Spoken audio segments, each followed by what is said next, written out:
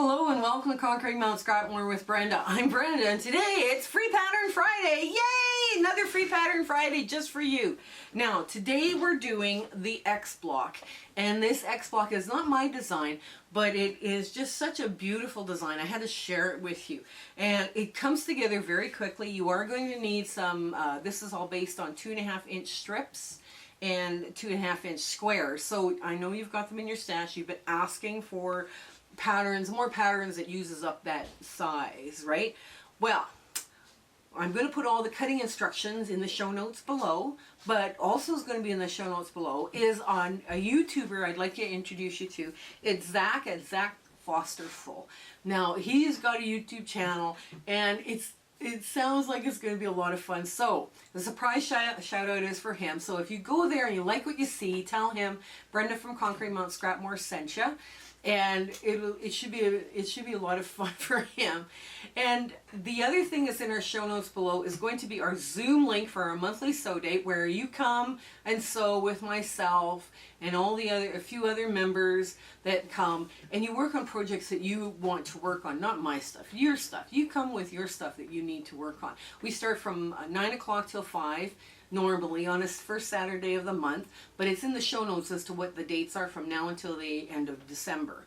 So that's all in those show notes. Another thing that's in the show notes is our Facebook group, where we like, share, and subscribe our pictures, and we talk about funny stories, we ask questions. I put the PDF patterns into the Facebook group as well. And we are making use of the room. So it's kind of like a virtual 7 days a week, 24 hours a day, 27 days a week, or 7 days a week, virtual sew date. I said that wrong, but that's okay. You know what I'm saying. So come on in. I'm excited to do this Free Pattern Friday. It's a beautiful, ends up being a beautiful 10.5-inch square. Come on in. Okay, we're at the sewing machine, and this is basically the block layout. Now, these 2.5-inch squares, those are also part of part of your cutting instructions. We're going to do the hardest part first, which the hardest part is always, okay, what do we do with these flip and stitch, things? Well, what we're going to do is we're just going to line them up, and we're going to do that first, because to me that's always the hardest bit about any of these kind of blocks.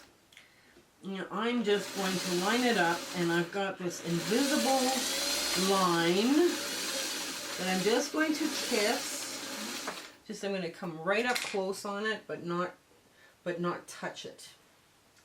Okay, so I'm going to take another block, and I'm going to sew it this way because it looks better, more light. It looks more light that way, so I'm going to do it that way.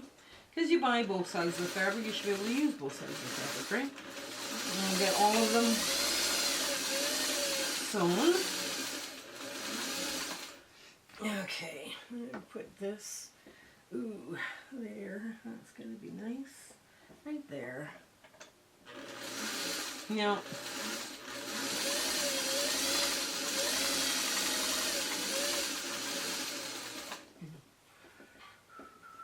there. These are such cute blocks. I actually made a baby quilt out of these blocks. I'm going to go this way. I'm going to put the flowers towards the edge.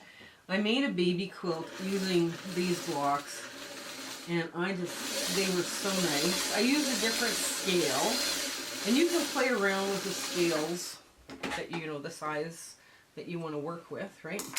Now, before you cut anything, you hold it like this. You push this up. You make sure you've got good coverage. Yes, you do. So now you put the next one on. Yeah, and the next one goes just like that. And we're doing the same thing again to the directly opposite side.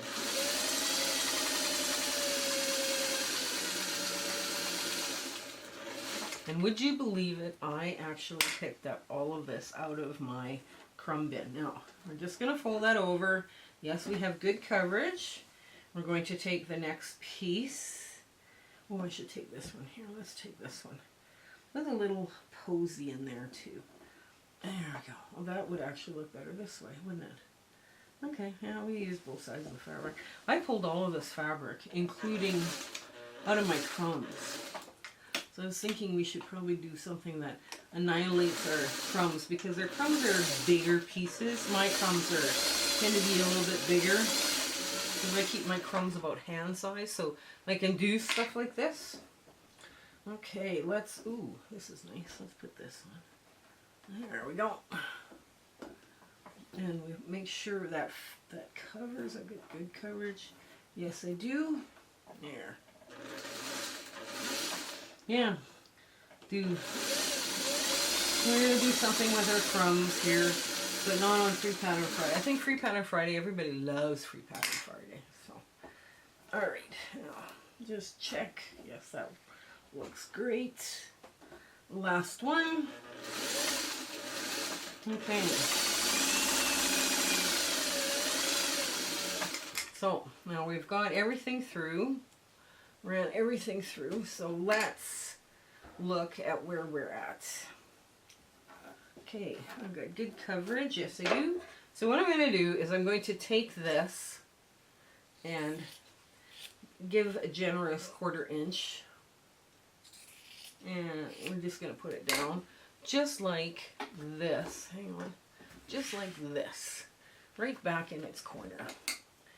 And now this will go, yes it does, nice. And now these are all ready to sew because they're lined up. Everything's all lined up. Okay, so they go in with that color pointing that way. And now we're going to do this one. I just got to make sure that I've got good coverage. There we go. Yes, we do. Nice. Okay. There we go. Another one.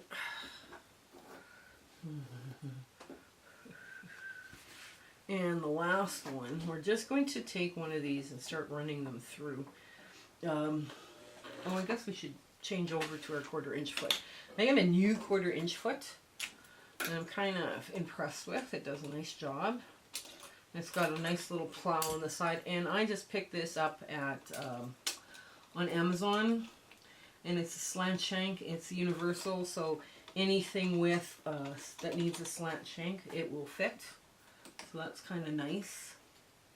Why is this? Okay, everything's working there? Yeah, okay. Oh, I see. Alright.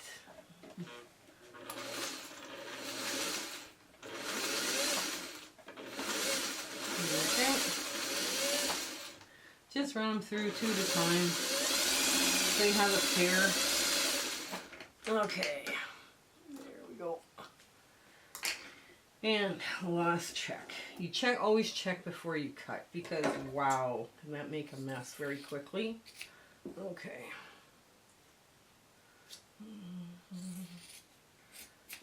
There we go. And that one goes just like that. So the next thing we're going to sew is the next hardest bit. Basically is these little pieces here. And we want them to go where all the stripes within the block are going one direction, right? So you want to make sure you're picking them up the right way. Okay.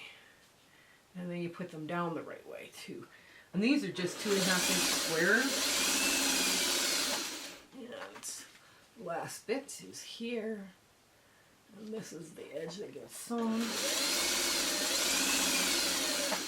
Okay. Put 2 more through. Ugh, come on. Where did this go?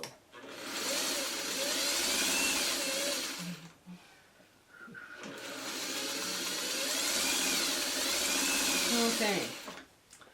Yeah, this is such a cute block. Oh, I have been getting more inquiries for my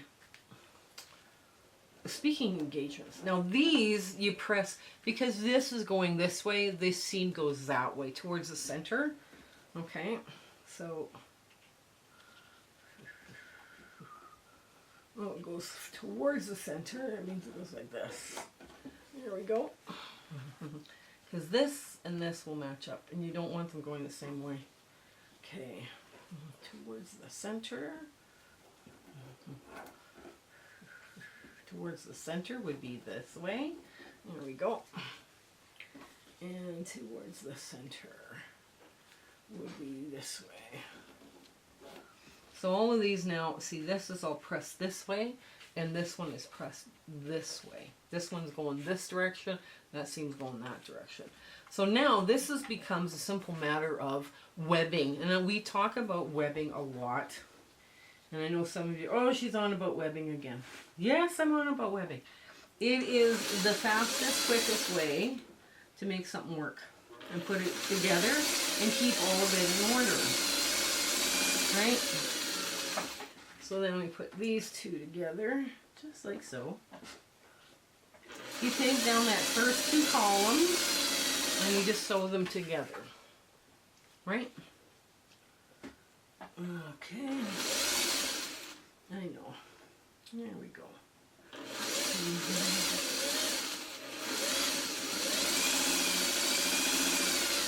Now, this through, and this through. Okay. Now, what happens is I like to put, if I'm not very familiar with the block, I'll put them all back and just in the order that they were, just to make sure that nothing got flipped and turned around. And as you can see, this is still all in the right spot. So what we're going to do is we're just going to run down the other column. I'm going to sew them in rows first. Okay, and there we go. Okay, then like this. Now when you're doing this block for a quilt, you would have like quite a few of them ready to go, right? And you would just line them up and sew them all down. I did, some people what they do is they do all the blue the same color, and then they change up, they change up the little volumes, and that's all they do with this block. But you can do this where, you'll have all of, you can do this all scrappy if you want. It looks great. Where I like some unity in the cross hatching, so that's why I put, 4 of the same little volumes and 4 of the same accent colors. So now this is what this looks like once it's all webbed together, right? Now if you had oodles of these and you had a sewing retreat, you could take this to a sewing retreat, yak and chat and have a great time, and still get your quilt done, right?